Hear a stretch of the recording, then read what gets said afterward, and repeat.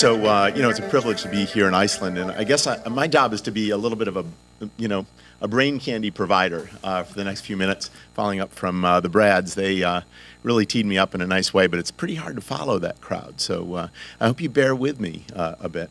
So I've been, kind of cogitating on this idea of deal makers for a while, and, it occurs to me that the places that have had a lot of success usually have begot their own success by bringing, the people that make things happen together. And it's a self-perpetuating kind of process. The people that have done a lot continue to do a lot, and it's a gift that keeps on giving. And I'll explain that in a minute, exactly what I'm talking about.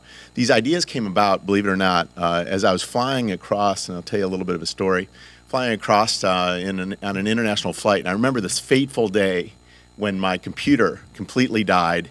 I was stuck on an airplane. I had no reading materials. There was nothing to do, and I can't sleep on a plane. So I ended up pulling out that dastardly airline magazine, right? That's all that I had to read. And I came across this really interesting article about the mapping of the Internet 2 project, which was mapping the entire Internet. And this is the first drawing of the Internet in 1969. This was actually, ironically, pretty tied to Iceland because many of the telecommunications functions that were here at this military base were tied into this system called the ARPANET, which was intended to connect the U.S. military internationally, globally in a redundant way. This was the birth of the Internet. And you see it was actually 4 supercomputers connected to one another globally. That's the actual first conceptualization of the Internet. And the Internet 2 project actually then took that concept and blew it out when it mapped to show a picture that looked like this. And every single dot represents a metropolitan area network. So Iceland would be widely represented there. In fact, all of the European connected nodes are in the color purple. So you can see how dominant Europe is in the ecosystem of what's going on.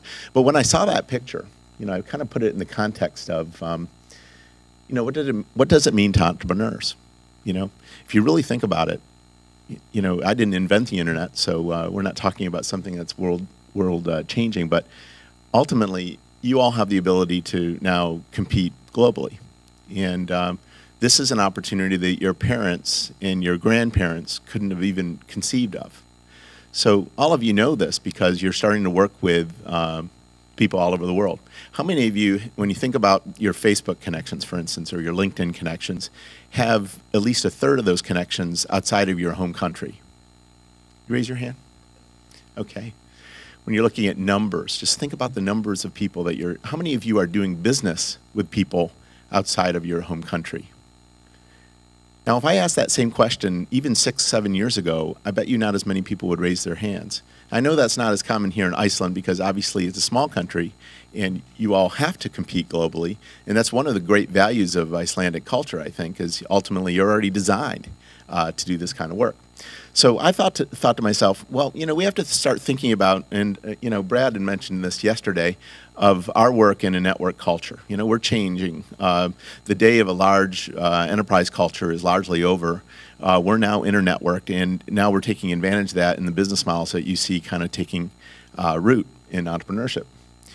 So I started thinking about and got to the very end of that magazine, and I saw a picture. This is a picture of the United States, and I was flying on one airline, and these are the 5 airlines that they're connected to and how they're connected globally in the U.S., and then the same picture globally. And it occurred to me that we're just as physically connected as we're digitally connected. And, the other thing that I was thinking to myself was, entrepreneurs are global, and we think about things globally. We're starting to understand competition globally. I also think that money flies on planes. And what I mean by that is, the people that influence the development of ventures typically are people that represent capital. And we should be thinking about not only how we're building business models and operating globally, but we should think about how we actually bring the people that have the capacity to build great ventures. And I'm talking about not just startups, but growth ventures by understanding how these networks work.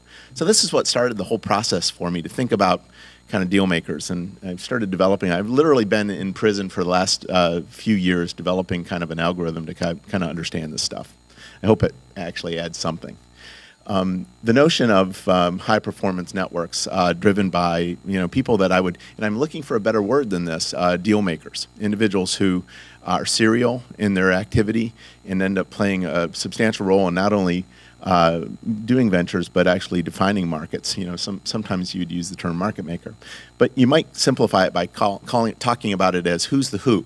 You know, who are the people that motivate a particular network, build it, and those activities go well beyond just their investment activities or their activities as managers. But these are people that give back to their communities, want to build their communities, and actually start to perpetuate a high velocity network.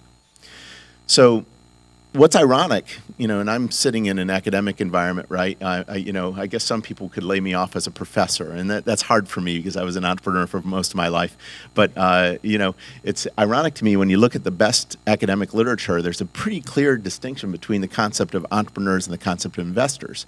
I always found that very odd because it seems to me the very successful investors I had in my life were people who were serial entrepreneurs, people that have operating background. And typically, investors come from those backgrounds. So I never understood that distinction because typically they kind of interplay. Now, there are pure play investors, and I'm not disputing that. But my sense is that I wanted to flatten this concept and talk about deal makers that do three things. They broker resources, they shape networks, and they syndicate and interconnect. It's important that you think not of an investor from the standpoint of what their particular interests are, but think about their relational capital and how they're connected to other syndicates, and specifically how their work might connect to other syndicates and how they work. So again, forget about the concept of a person-to-person network. Don't rely just on your relationships. Start thinking as a network performer. Think of yourself in the context of a network. And these syndicates are really critical. So a simple way of thinking about it, you've got a network of entrepreneurs and investors. You've got someone at the center that is well-known and has done it on a serial basis, and they activate the rest of the network. And my sense is, you know, back in the first, you know, dead zone, 2001, 2002, then the second dead zone brought on by the financial crisis, 2008, I started thinking to myself, things were really slowing down. And I was wondering why my friends who are investors were not investing. And I wanted to try to put some fire on the target by lighting those folks up and trying to understand why did they retreat. Obviously, they retreat because they felt there was too much risk in the system. But I also think that part of it is that we don't recognize their importance. They can hide, you know? I remember showing some of these maps to a number of investors, and an investor came out of the woodwork and said, you know, Zoller, where did you get my name? And I said, you know, I got it out of public data. And he said, is there any way you could take me off? I've spent my entire life anonymous. You know, I've never even had a business card, and I would really not like to be lit up. So think of yourself, you know, at the board table. You know, if you wanted to build a great economy here in Iceland, you know, you're all part of the patchwork that would need to be put together. Put yourself at that table. Think about the role that you can play in building this into a great entrepreneurial ecosystem. You know, based on my time, and I'm guessing, you know, what I heard from the Brads, I'm sorry, I'm calling you the Brads now, that's like a brand, right? You guys should go on the road, the Brad Show. You know, I'm pretty bullish on what can happen here in Iceland because I think all the pieces are there. And honestly, you've got a creative economy. You've got a strong leadership cadre among your senior people. I'm blown away by the president as well. I'm also blown away by Bala and some of the other leaders here that I've met. But I also see some real vigor among the young folk. And last night I was at a hackathon, and I was just freaking blown away by the creativity that folks were bringing to the table. I mean, it was the same kind of vibe you'd get if I were at a hackathon in Silicon Valley or if I were in Boston or what have you. So you have nothing to be, you know, I guess less enthusiastic about. So I did this initial analysis of tech hotspots. Back in the 80s, believe it or not, in the United States, we started to aggregate all of our tech resources, and we have huge federal sponsored research budgets. So we wanted to induce technology. So we would migrate those budgets to major hotspots, and we wanted to create this concept called, and it's actually well used still in Europe, the concept of technopoles. So we'd actually allocate a lot of the federal research money to certain areas that were high-tech in nature, and these were all the tech hotspots. And the idea was, you know, field of dreams, if you build it, they will come. You induce it with a lot of research. That research will transfer into entrepreneurship. Entrepreneurship will happen, and we'll all be, you know, very successful and rich, right? Well, the truth of the matter is it happened in some places and not in others, and I was trying to understand that, maybe to give some nuance to what Brad is sharing in the story of Boulder, to try to understand where it all came from. I started looking at these regions, and some regions like Boston and Silicon Valley did really well. For instance, Silicon Valley created almost 5,000 firms over a 20-year period, whereas Boston created about half that. You know, in the U.S., you would equate the two in most cases. Whereas the other regions created much less than 1,000, some strong, some weak. My own region, a Research Triangle Park, which has more PhDs per capita than anywhere in the country, highest density of PhDs per capita over total employment, is actually the lowest number of entrepreneurial startups. And that really was ironic to me. Then I looked at these numbers, and these are the numbers of connections of people who have equity in firms, and I started to see, you know, obviously what you'd expect, everyone at the base, a big fat base where there was a lot of success. There were a lot of people who had one deal. You know, I had one deal that made me successful. I have equity in one company. Whereas the ones that were most successful, the regions that were most successful had nice long tails, meaning there were a lot of people who were either, you know, obviously when you're dealing with people with more than 20 equity positions, you're dealing with primarily professional investors, but individuals that were in the range of between 8 and 20 equity positions that represented seriality, that was the gift that kept on giving. These were cycles that were kind of running through the economy. I also represented, you know, the people that had more than 3 equity positions in a private firm, and they are an elite group of people. It represents more or less in the average, in the aggregate, about 2.5% of the total population. And where there were successful regions like the Bay Area or Boston, there were very high densities of people with serial experience, whereas in the regions that were not as successful, there was very low densities, and that correlation actually was something I proved.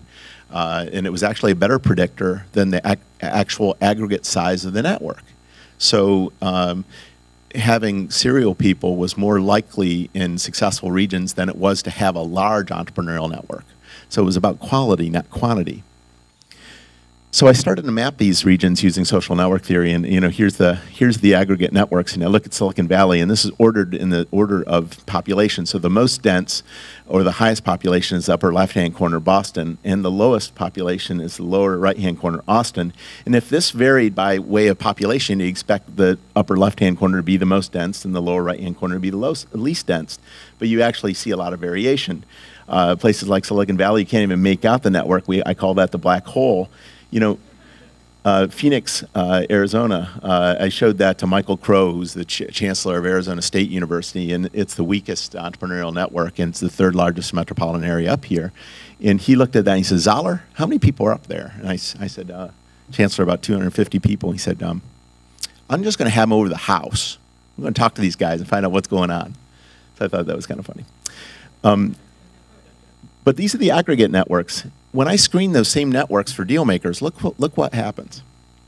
So these are the same networks screened for people who have 3 or more equity positions. And still in Silicon Valley, you've got a huge density. You'd need the soccer stadium in Reykjavik to actually hold them all.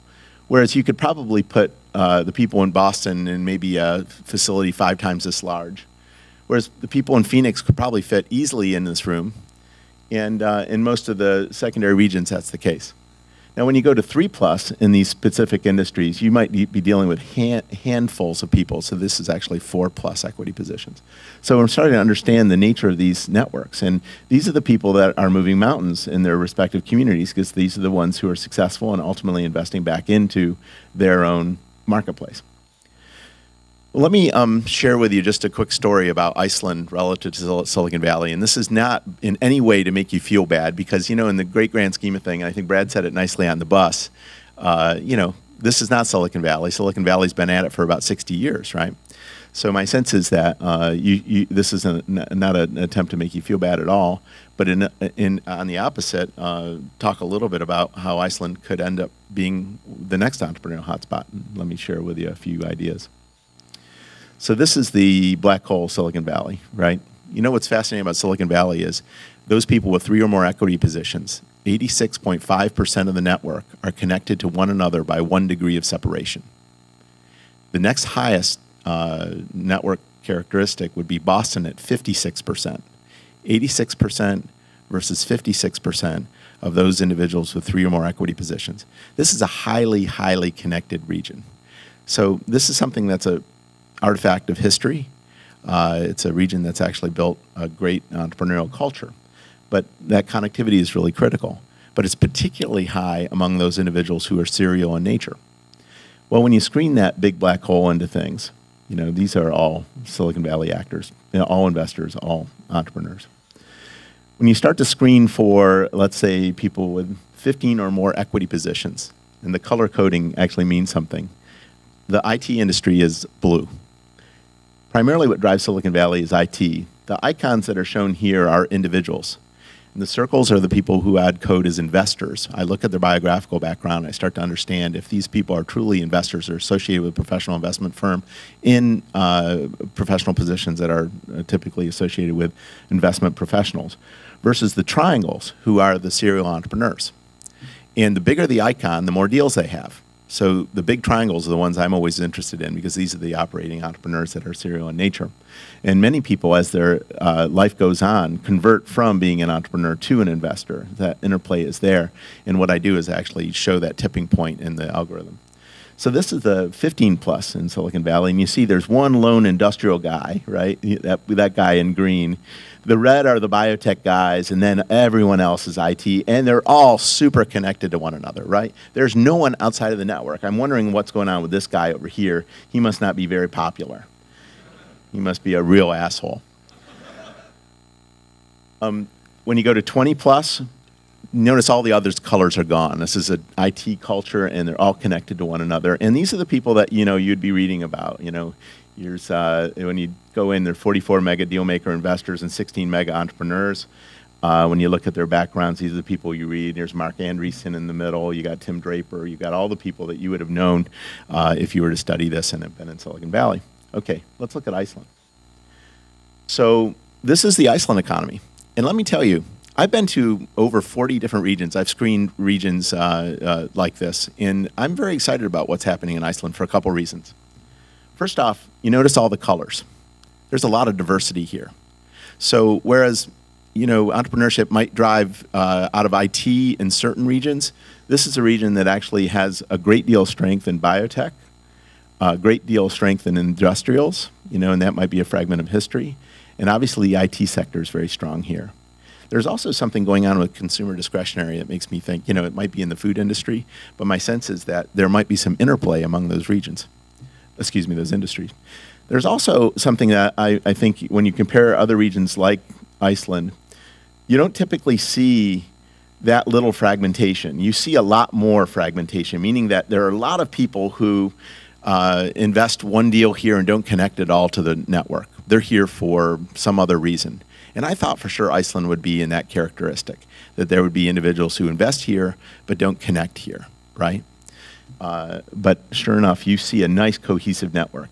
And it's not uncommon in Scandinavia in general, and I know that Iceland's not part of Scandinavia, but I see the same pattern where there's a lot of connectivity, which is a major advantage for this community.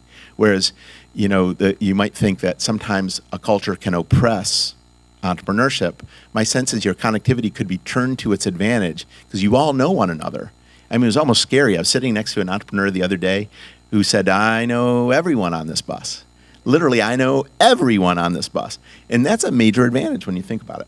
Let's dive into this, this group here. So another thing that's unusual about the Icelandic culture is that there are a number of mega deal makers. And you notice they're icons. They're entrepreneurs. They're not investors. Typically, when I see a secondary region, I see big circles. I don't see big triangles. I should replace those with photos, but that'll be embarrassing to people, and I'll get a lot of people coming out of the woodwork saying, hey, can you take me off that? My sense, especially when they're bigger pictures, I think that'd be really weird. It'd be the Wizard of Oz or something. I don't know what would be going on. So my sense is that what you have is a lot of diversity, and you have a lot of actors who are representing different marketplaces. You know, very enthusiastic, obviously, about what I'm seeing in IT. There's some telecom, which is purple. There's some very interesting things in bio, primarily driven out of genetics. And then we have some other interesting markets like energy or consumer discretionary. Those are the ones that are lit up. But let's screen Iceland now for the deal makers. That's even more exciting. So these are the deal makers with 3 or more equity positions, and this is uncommon in a region like a country of this size or a metropolitan area of this size to have as many deal makers as you do. So the good news is you have a number of people that actually can project the capability of your ventures to success. These are the individuals that are typically going to be able to put you in the position to be successful over the long term. And honestly, what's going to build an entrepreneurial ecosystem is success. Success breeds success. Why? When a business is successful, it creates liquidity. That liquidity goes somewhere. I'm going to prove it. Prove it empirically right here in front of your eyes. Okay, how many of you want to make a crap load of money? Okay, that's great. How many of you, when you make that money, and after you buy that nice little cottage on the coast and show off to your friends, after you do that fun money thing, which is usually a small amount of money, because entrepreneurs usually aren't even driven by money, it's kind of ironic. How many of you are going to invest in a startup as your second investment? That's the gift that keeps on giving. So what we want are successful entrepreneurs that get liquid. And you know where that money's going to go? To Iceland. That's what's exciting. Now, when you screen those same deal makers to the 4+ people, these are the people, and you probably can make out the names. I don't want to embarrass anyone here, but I'm still blown away by the number of operators here, the number of entrepreneurs. These are people that run and operate businesses. These are the leaders that you've already built. So you've got a good start, Iceland. I'm going to throw it down now. Now, you can't make this out, I apologize, but I screened the 20 largest deals, and this is maybe the bad news part of it. The 20 largest deals have all been M&A deals, and they've all been in big industries. So these are the successful exits, right? And what you're seeing typically are, at the top, the biggest deals were in pharmaceuticals.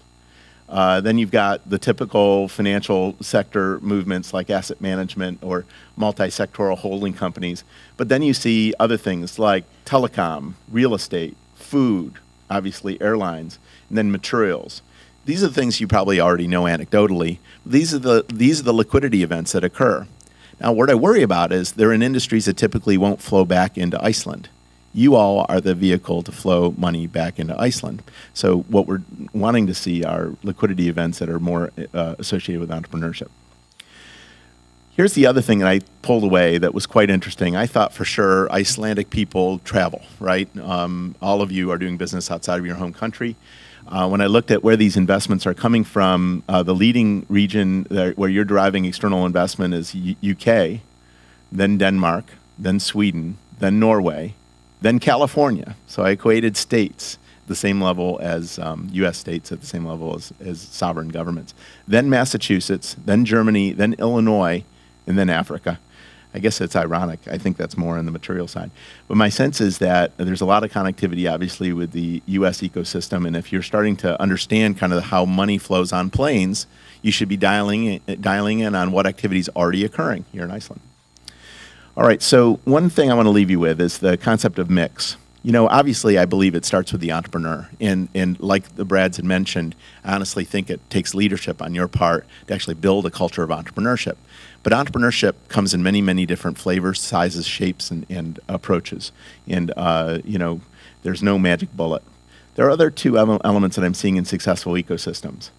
There's the ability to manage and grow companies. And, ironically, one of the best opportunities for a country like Iceland is to start to convert the people that are otherwise bored in their big company jobs into entrepreneurs.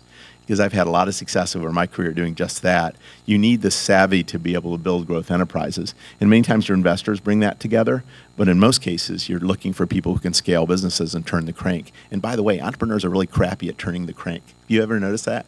You're really great at getting things going and organized, but when it becomes boring, you take off. So you need the guys that are going to be left behind turning the crank and making sausage every day. And then there's the investor. Ultimately, a growth venture is built by, capital flow. And you want to see capital that's continuing to flow. And I'm a big believer in organic growth companies, y'all, but there's a limit to what extent you can scale those companies. So capital is part of the equation. I hate the term vulture capital because it puts distance between the entrepreneur and the investor. Investors are your best friends. You have to find the investor that's going to be aligned to your goals strategically and make that work. So use investment in, I remember I wrote a blog and somebody responded saying, money is like manure. You just spread it around. And I think that's true because manure ultimately grows great things. You think about the investors and how important they are to the equation. They actually bring great value add. Don't be afraid of them. There is no magic bullet, though. My superhero is not the VC, Ultimately, my superhero are the entrepreneurs that are sitting in this room. And many of the people that I know that are engaged in professional venture capital are rock star entrepreneurs. So try to suss those out. The other thing is the killer entrepreneurs, we have this term called Ocean's 11. We're looking for the killer team, right? I think there's some nuance to that, and I'll be curious to see what other people think about this. But I do think you have to create a Ocean's 11 type of team, but it doesn't necessarily always mean that it's equated to just young people. I think what we should be doing, and as I look in this room, I would say the demographic is roughly, on the average, 34 years old, probably second career. And I'm thinking probably maybe the first career step would have been in industry, and you're probably now taking an entrepreneurial shot. How many people are greenfield startup entrepreneurs from the very beginning? This is your first shot. Can you raise your hands? You all are the leaders, ultimately, but you're only part of the leadership solution. We got to bring the whole room into leadership. And a lot of it boils down to this phenomena. I worry a little bit about us driving too much on youth, because ultimately you need the suits. I know a successful meeting when I'm seeing jeans and suits mixed, because usually we're seeing money flowing, right? The people, and I love Brad's concept, right? What do you call it? Leaders and feeders. Leaders and feeders, right? But that generational divide is pretty critical. That guy on the left is that guy on the right.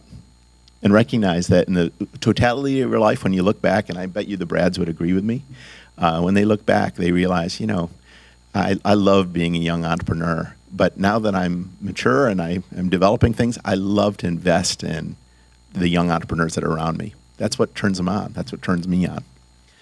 So don't forget it. So not everything that's cool is new. That's Ocean's 11 from the original movie, right? Okay, so you're the gift that keeps on giving. Let's go build Iceland. And I hope that was enough brain candy to get you thinking about how to build a great entrepreneurial ecosystem. I'm going to really follow Iceland very carefully. I'm already in love with y'all. And thanks for the privilege of being here.